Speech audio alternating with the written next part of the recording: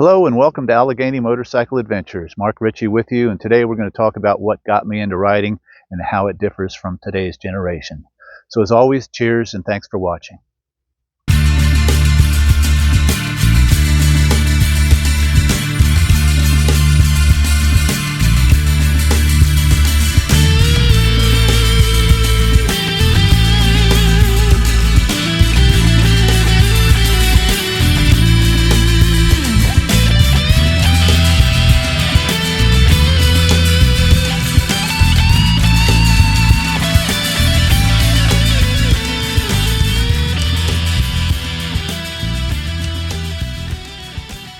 Welcome to Allegheny Motorcycle Adventures. Ride extraordinary.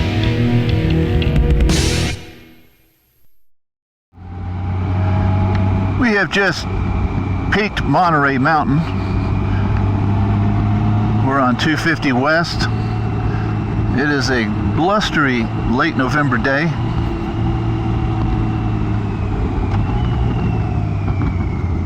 What you doing, Richie?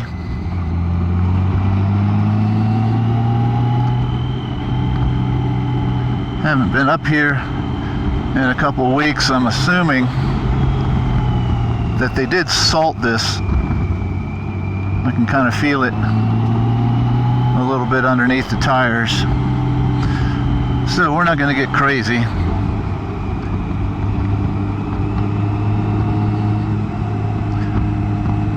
So I figured since the channel's starting out that it would be a good idea to kind of introduce myself and tell our viewers who I am and how I got into riding. If not for their benefit, maybe someday this video will be around for my grandkids and they'll know exactly who I was.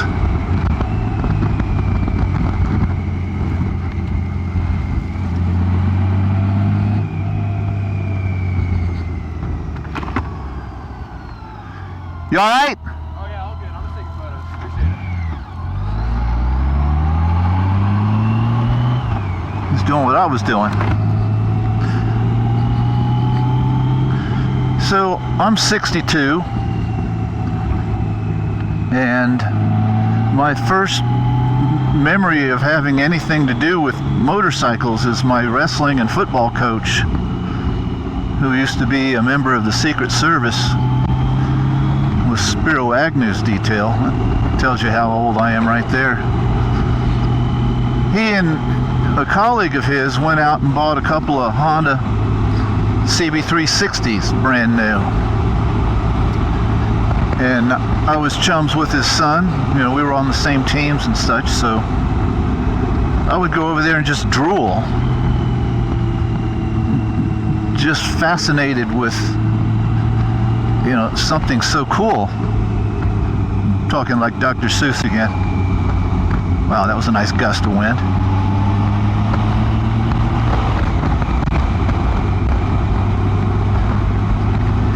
And just marvel at the paint and the motors, the chrome. And, you know, we weren't even allowed to sit on them. I think he let us sit on him one time when he was there. But after a few weeks, it is really windy.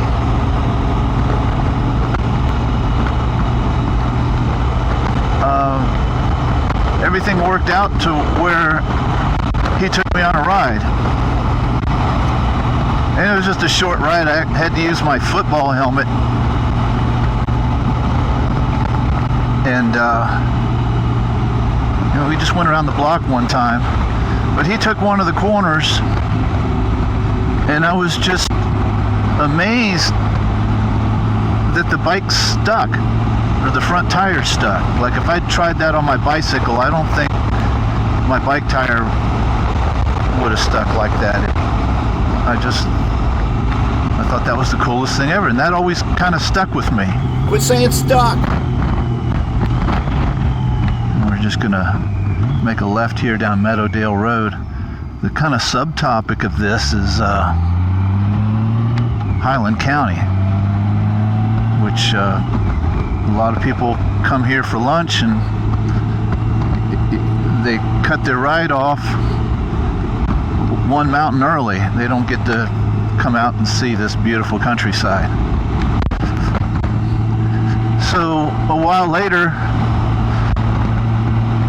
my family went out or over to a friend's house of theirs. I don't even remember who it was.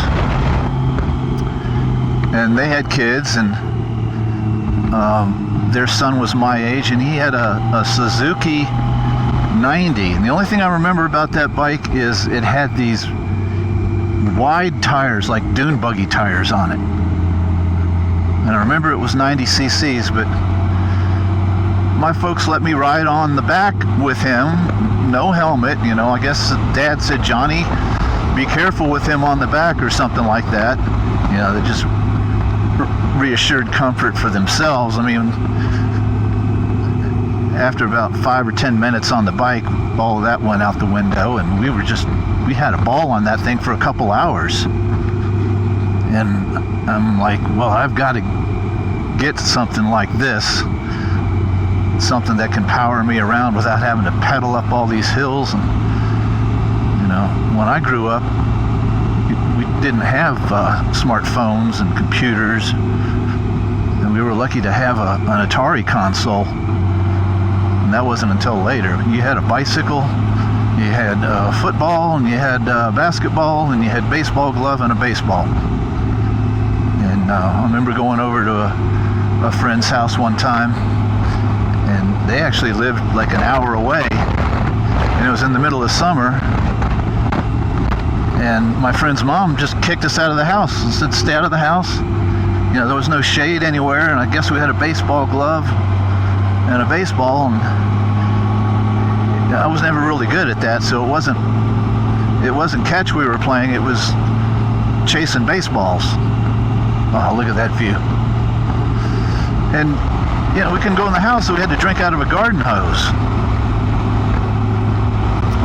So fast forward a few years later, my dad sold insurance, and one of his clients ended up staying with us, and he was a motorcycle courier in Washington, D.C. And he had a Honda CB125 that he used to take me on rides with. And I grew up in suburbia in Northern Virginia, and there was this road before the Springfield bypass, I guess is what it was called, came through there. It was called Who's Road, and it went over, I think it was Pohick Creek, with a one-lane bridge, and we would go down the hill towards the creek, and then the bridge would go over, and the bridge was level, and then the other side of the bridge there was a drop-off.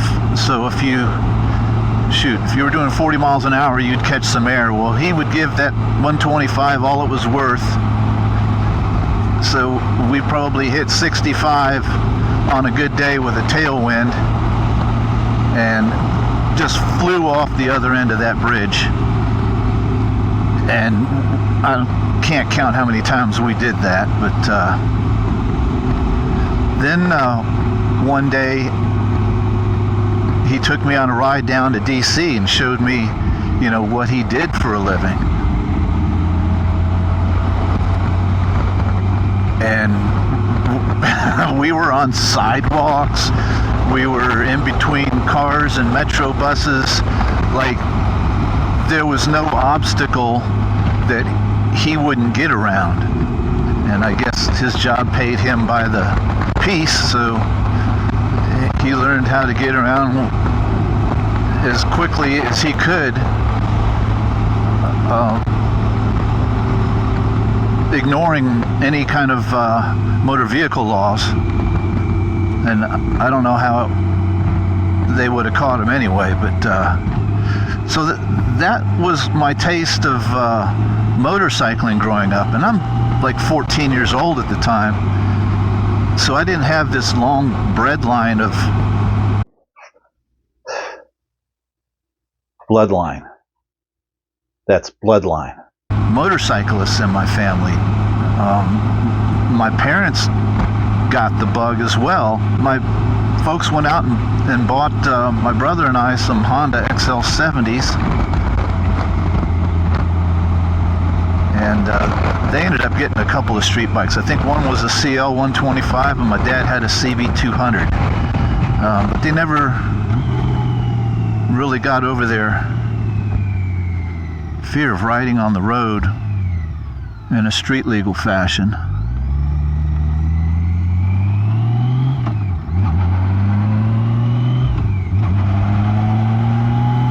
But they had a pickup truck, so they would take us to construction sites, and then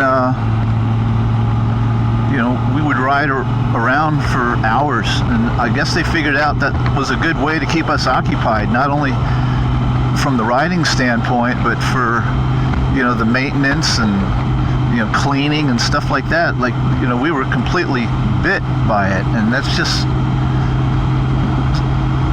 A lot of things had to fall into place for, fast forward to today, I'm riding around a Goldwing.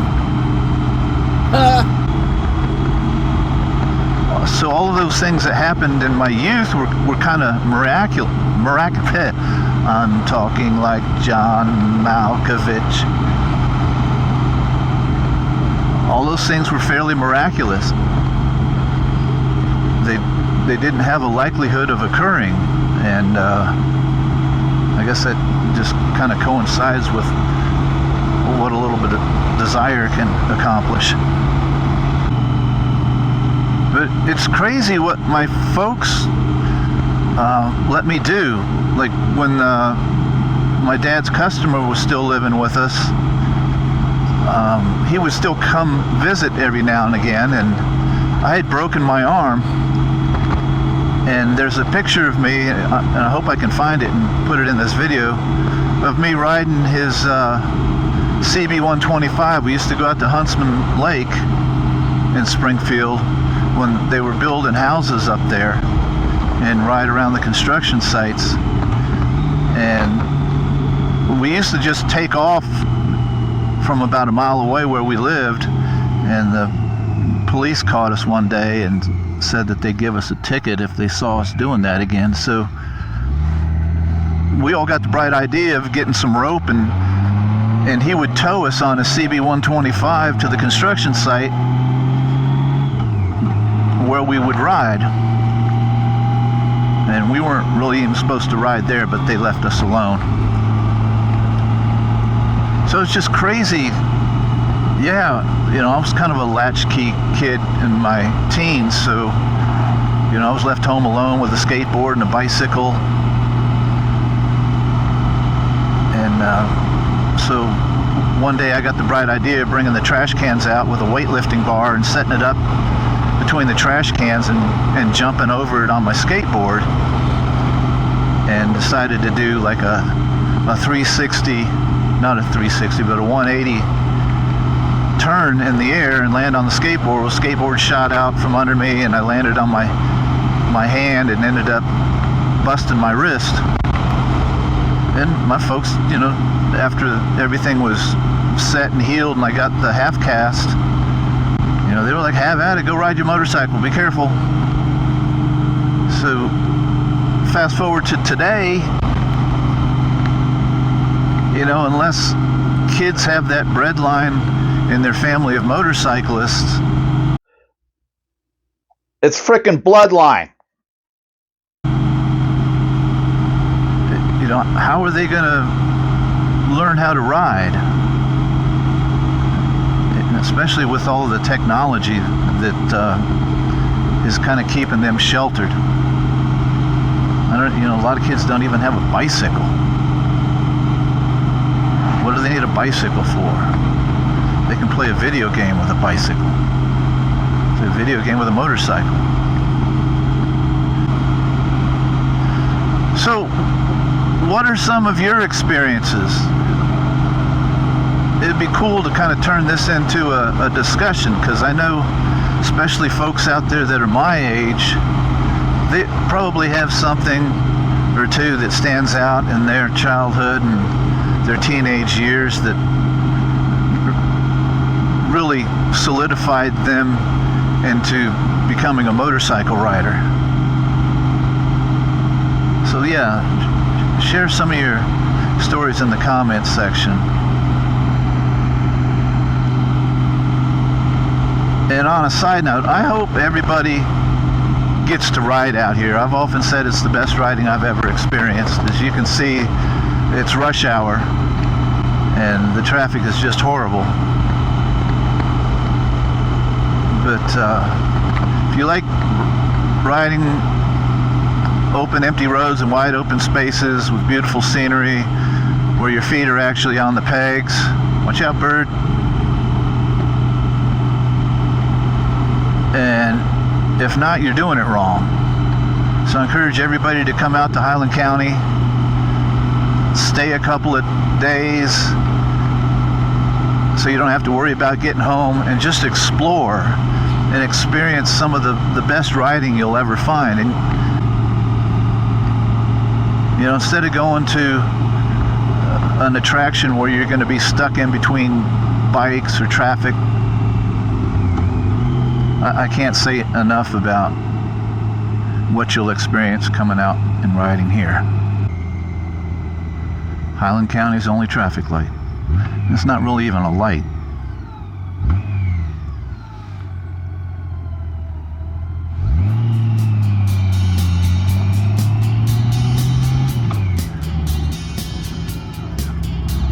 So thanks everybody for watching. Cheers and ride extraordinary.